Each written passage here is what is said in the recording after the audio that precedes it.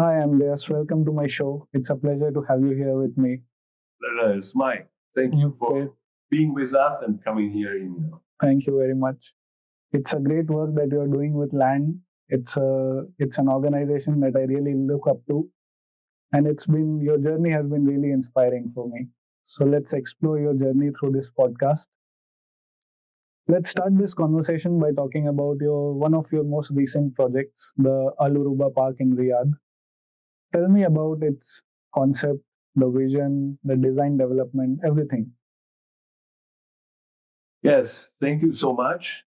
It's one of the recent project. Yes, we are under construction. Okay. And seeing day by day what's going on and what does it mean. Yeah. Working with the soil, working in the middle of the city, and working with a framework that makes me personally really happy. Okay. It was a competition. Okay. And by the competition, it was quite clear to have a park, a special park, more than 70 hectares. Oh, wow. So, with special function, ecological function, Yeah. nature function, social function. And when we start to design it here, it was from the beginning clear that it could not be a normal park. It need to be a special park. Okay. So a special park from three options. Further, special park in terms of morphology. Okay. So starting by framework, high walls, garden boulevard. Okay. On the top, vertical gardening. Okay. And then in the middle, only nature. Okay. Nature and nature. Okay. So a little bit like a presentation of nature in the middle of culture. Wow. And that was the first topic. Okay. The second was to deal with soil and water.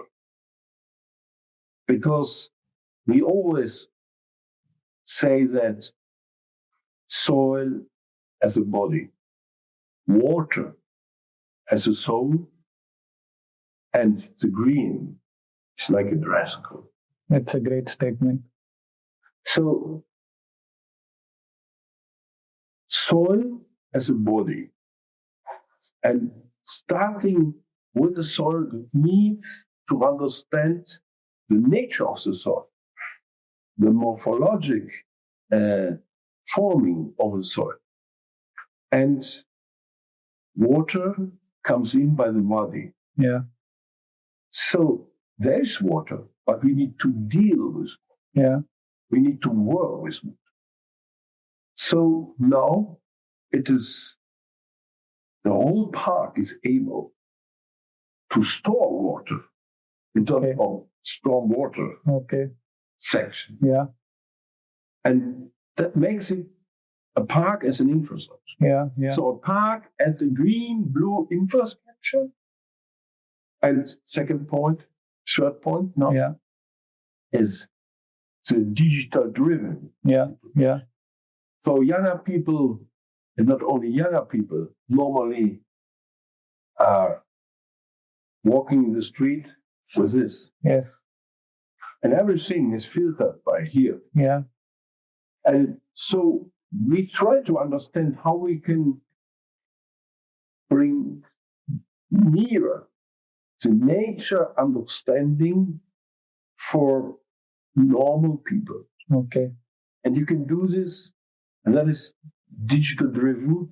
You can do this by pictures, by information, by KPIs. You can see there's the temperature. Yeah. Yeah. You can see what service nature ecosystem services the park offer in a special moment. Okay. So you need very modern sensory technique. Yeah. You need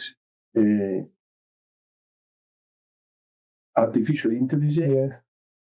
And you need something special that gives you an idea that the whole process is not a static process, but it is always a dynamic process. Yeah, yeah.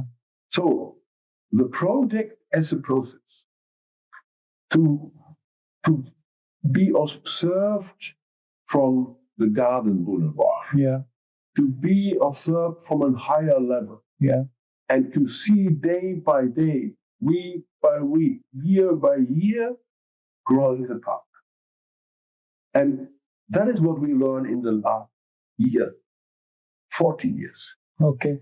We learned that people want to be involved in the growing process. Yeah.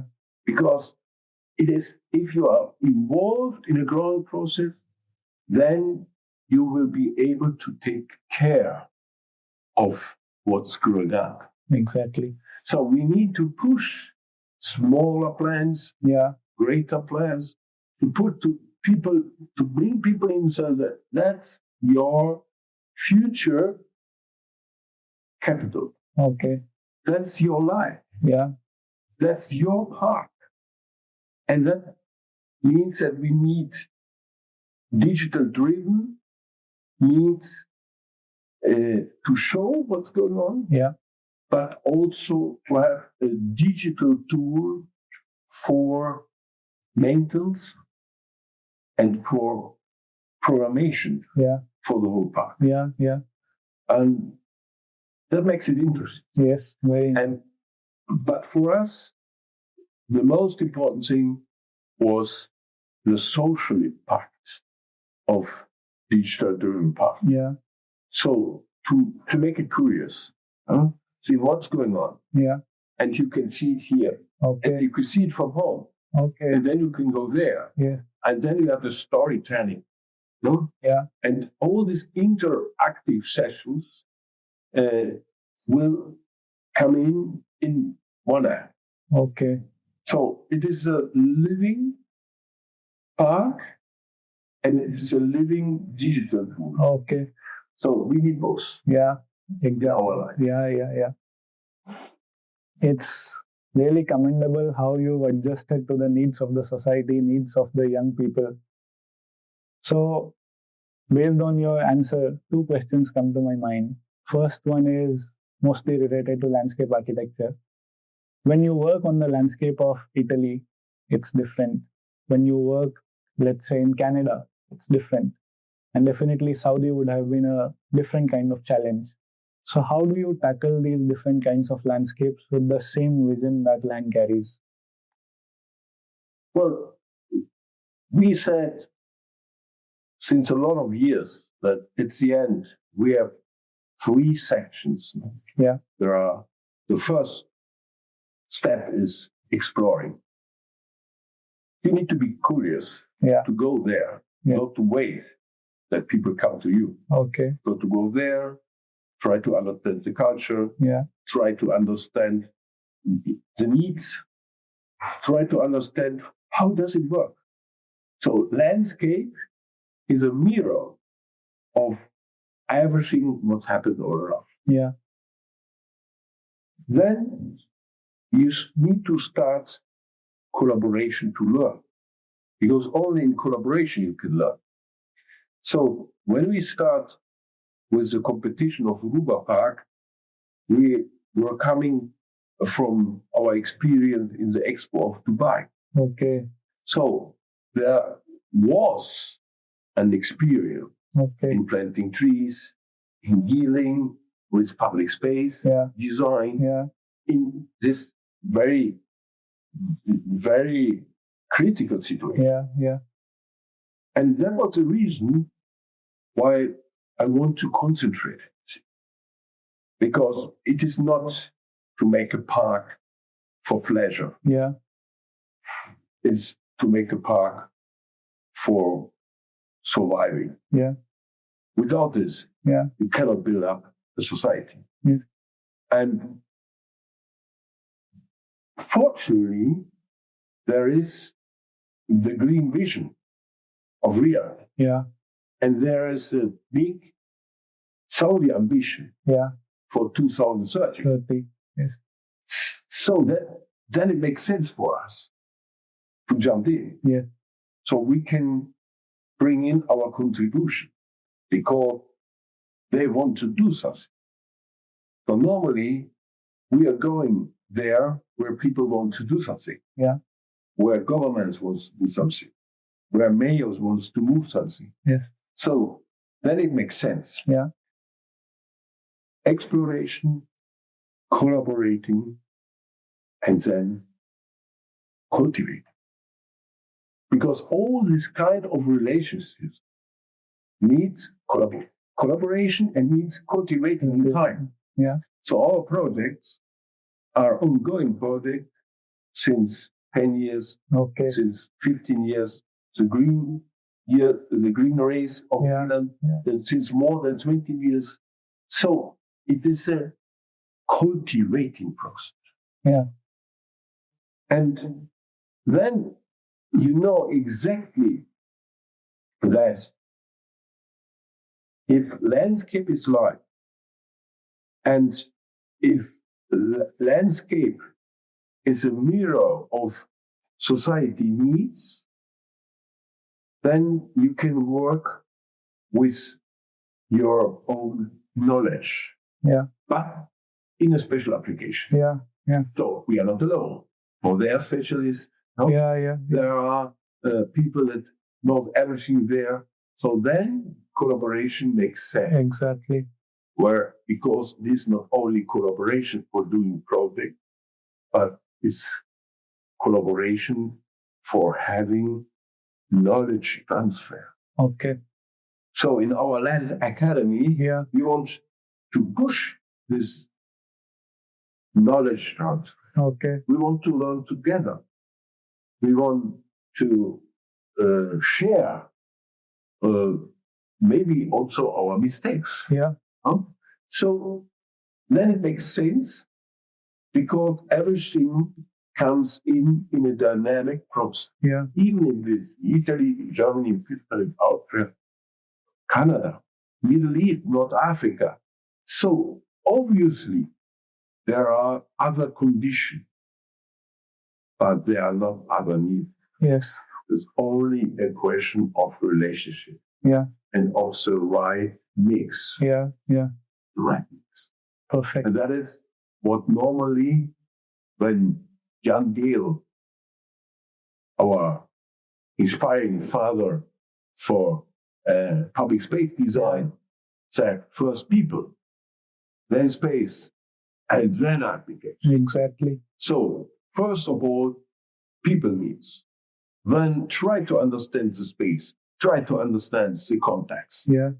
And then start to think about architecture, landscape. If you follow this chronology, you are making a difference because a lot of people follow the other way around where they start with architecture first, then start with space, and then give the least preference to the people. But we are living in a very special time all over the planet. Yeah. So the needs of the planets are to reconnect people more and more with nature. Nature. Yeah. Because we are part of nature. Exactly. Maybe we forget it in the last 50 years. Yes.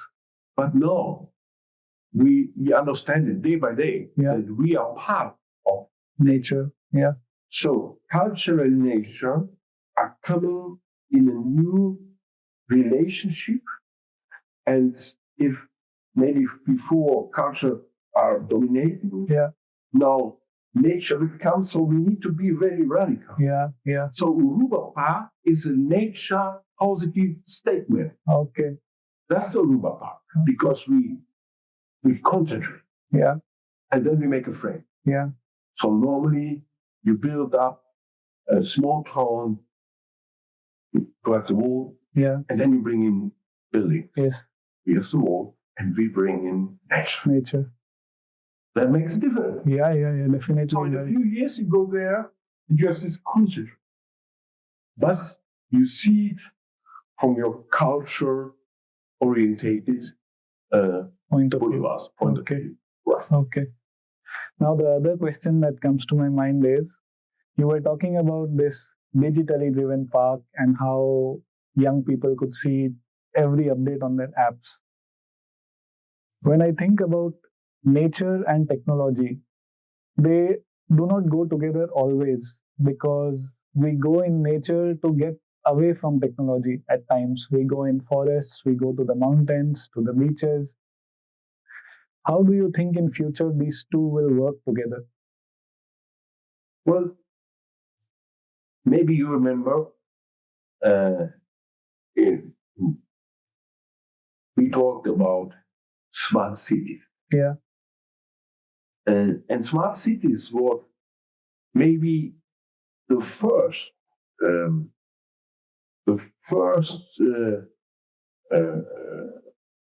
way to bring in technology for being smarter also with our environmental. Yeah. But it's not the only way to think about being smarter and make something working better. Yeah. But what we need, what we feel, is that we need a radical change of our living pattern. Yeah. That is what we are looking for. So when we talk about technology in the field of nature, Yeah. we think about the technology for climate analysis. We think about the technology of our KPIs in avoid water running. And so we need to bring in new technologies in the unbuilding space. Yeah. Maybe we know exactly how does it work for the building space. That makes my city positive. So we know energy flows, we know facades, we know the roofs, and so everything. But now we need to start to think about unbuilt, the paving. Yeah. Again, coming back to the soil, to avoid the water runoffs. Yeah. So thinking about biodiversity. So we have our digital tools, and we need to push more and more these digital tools for measuring our nature capital. Because nature capital will be the driver for the new economy. Okay. And the new economy will be a nature economy. Yeah. So that will be. Exactly. When we talk about use of nature for health reasons, I also got to know about a recent project that you did called Policlinico. So can you tell us about that? Yeah, it starts. Obviously, it starts in a hospital. Yeah. So it's not only a question of a building where you can make where you can help people recover. Yeah, but they are looking out of the windows. What can they see here? They are going in. How they feel. So the human scale, that is maybe the most important thing. The human scale needs not only efficiency. The human scale needs nature as a part of ourselves to see. See. So maybe one tree can change everything. Yeah. maybe one paving area with a small vegetation can change everything. Yeah. So this kind of urban desert is what we try to make better. What we try to bring in a design process from gray to green. Okay. Let's break it up. Yeah. And our project in Policlinico, we called on the ground. No, we have it here. It's a new ground. No, so we need to bring in a new ground. Okay. And I remember we presented and we planted the tree, and what was the name exactly? The green on the ground. That's maybe the ground and the green on the ground. And at the end, it's so easy, no? Yeah. So make something happen. But that is only the beginning. Yeah. And at the end, you have something that is maybe an island. Yeah, yeah.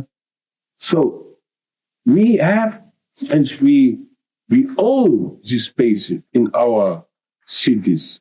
If you see here the Dome of Milan, Yeah. Policlinico, Piazza Veto, so we have two examples. Let's break it up. Okay. And that is maybe that makes us hopeful, thinking in the future. Yeah. That the future will be less buildings, more spaces. Definitely. It has to be like that if we want to survive. That's a good statement. Let's go back in time a bit. How did you start land? How did you get the vision to start? Also, being you are from Germany, right?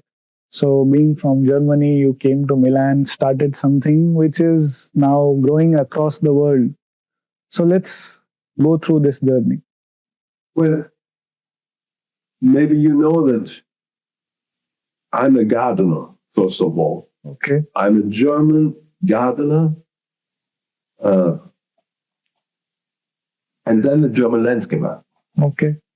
So that was the first level, to start with a very practical dimension, and then to go to university and to study there in Essen, in the Ruhr University, Yeah.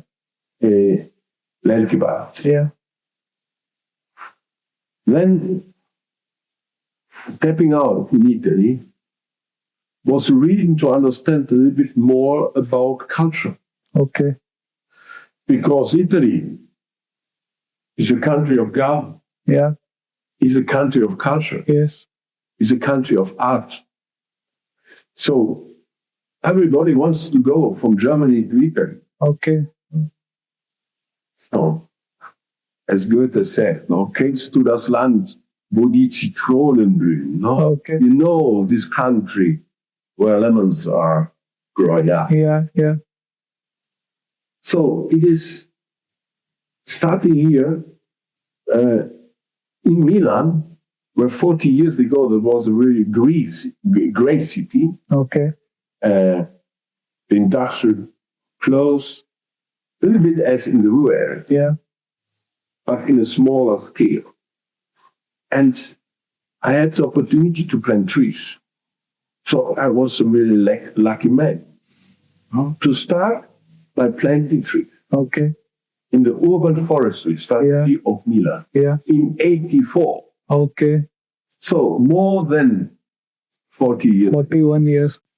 So these trees are long, woodlands, and that gives again hope, and maybe for all the younger people between us to start to plant trees in very early years, so you can see growing up. And by the way, I understand immediately that the damage of landscape, Prague's Landschaft, landscape, was different in Italy as in Germany. In Germany, it's Landschaft. So Landschaft is one piece. Okay. And then you see, okay, in Italy, there's paesaggio that comes from the village. Okay. So it is everything there, what you can see. Okay. So it's a horizon. Okay. So it's inclusive. And that was the reason why at the end, the landscape dimension needs to come in urban planning. So not as a special part, but as a grounding, as a fundament. That was the reason why I studied architecture and urban planning here in Milan. So that was a kind of integration and a kind of homage of Italian culture to understand it better. Because one is coming from the nature, in most countryside. The second is coming from the culture of the others. So bring it together. And maybe the reason why we are today here is because we bring it together. Or we try to bring it together. So bring it together that makes it round. And everybody talks now about circular planning. So it's not like vertical planning, not like horizontal planning, but it's like circular. So we were talking about the work culture and the life of an architect. So I come from an architectural background as well as I studied landscape architecture. So I know more or less how both these aspects work of architecture. But in general, architectural projects take lesser time to be realized. Meanwhile, landscape architectural projects, you have to work with cities, communities, government. You also said, for example, in Milan, there are certain projects that are going on for 15 years, 20 years. So how do you stay, first thing is emotionally invested in those projects, and second thing is financially invested in those projects? That's a really good question because there are these two aspects. Yeah. Emotionally, and that is why we try to underline the storytelling. Yeah. Don't forget it. Don't forget your story. Yeah.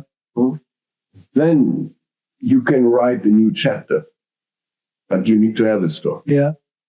And you can add the chapter. So emotionally, you need to be very, very strong involved by walking on cities. Yeah. Yesterday, I was nearby Radio Emilia or Summer Street. Okay.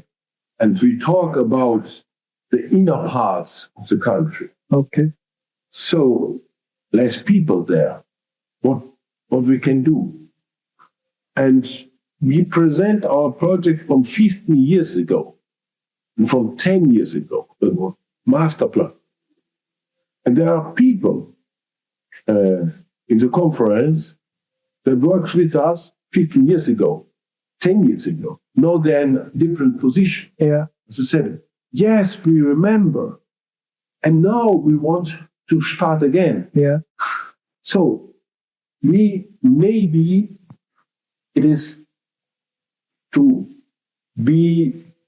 looking forward and to design a process Yeah.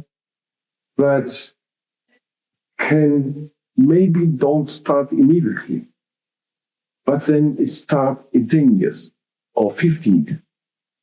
But you need to remember it. Yeah. Yeah. So cultivating means this, to remember our own project. Yeah. And our own process. And emotionally means that more and more we learn how we can have energy stones in this process. Okay.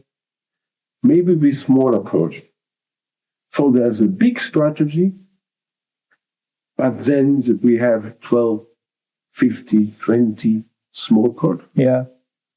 And then we can start with one small court. Yeah. But people always will remember there is part of a bigger, Yes.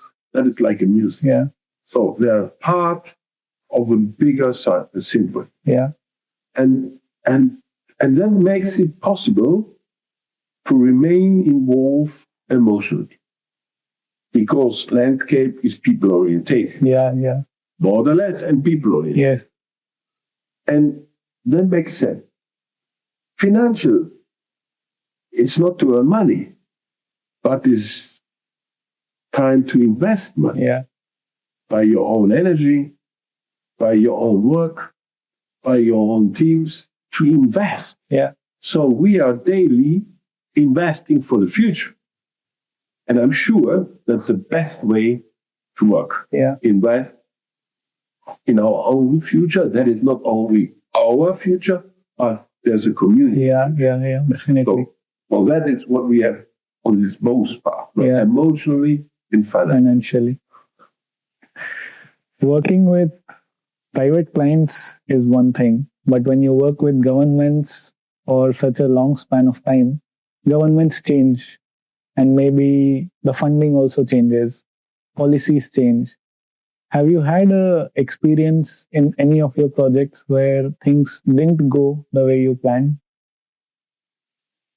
Where things didn't go? Yeah. Yes, we have a lot of experience where we need to stop because there was a new policy. Yeah. No? Yeah. They are jumping in other people in the government. But was always, I tried to explain to our team, don't worry. They will come back again. So you can stop it. Yeah. But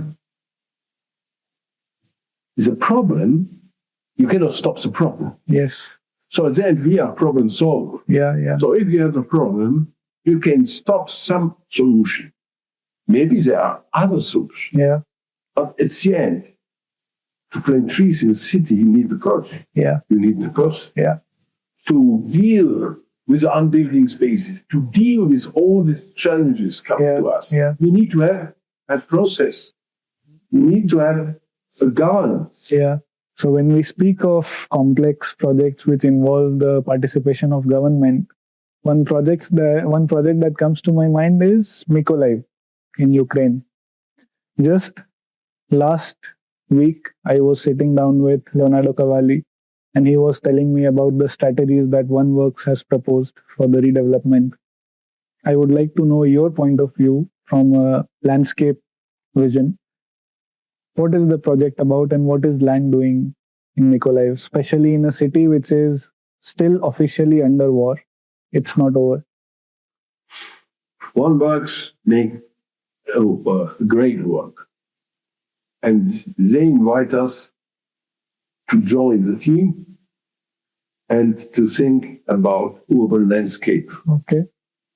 And I remember our first meeting very well. So we start to think about vocation of a city, not about the city in this moment. Yeah. But what are the real vocation after war? Yeah. The real vocation that everything starts by the river. Yeah. Like God says, Yeah. river. Yeah. So the river is the blue gold of the future. Yeah. So our design starts in a very autonomous way. Design the blue infrastructure. Okay. And then we join and we add the green infrastructure. And the blue and green infrastructure are the ground for the future development of life. Okay. Coming back to vocation. Okay. And their own nature starts not by streets, not by squares, not by own building blocks, but starts by the dynamic situation of water here is a dynamic situation of green structures, of green field of parks, and so on. So bring it together. Yeah. And again, that's a big image. Yeah. I said this to Leonardo as well, and I'm saying this to you, that this news, when I read about that land is working on the redevelopment of Mykolaiv, on the landscape proposal, it's really inspiring for people like me, because you're doing a commendable job on working on a city which is under war and working on its redevelopment. It's not something we hear every day. So I'm just proud of what land is doing. Thank you so much. One thing I find really inspiring is how land is not just a design studio, but you talked about Land Academy. I've also heard about the research lab. Then I recently read that you are a part of the World Economic Forum task force. So ultimately, what image is land creating for the world? Well, as landscape are without border, also our daily work are without border. Okay. And so we need to do it with other people. We need to do it with other organizations. We are not alone. Yeah. We don't want to play alone. So we are an open community. We are working with a lot of universities. Yeah. We are working with a lot of institutions. We are working with governments, with city governments, and with private companies and non-profit situation. So we need to find also the platform for discussion, because to be inspiring, you need to be inspired. Yeah. So it is a giving and an incoming structure. Yeah. Yeah. So that's the way why we think that we need to have our own land research lab, because we need to jump in our artificial intelligence strategy by nature. And that's the way why we participate in so much European cultural projects and research projects. Yeah. And that's at the end also the reason why we start to establish a land academy for our internal aspect. Okay.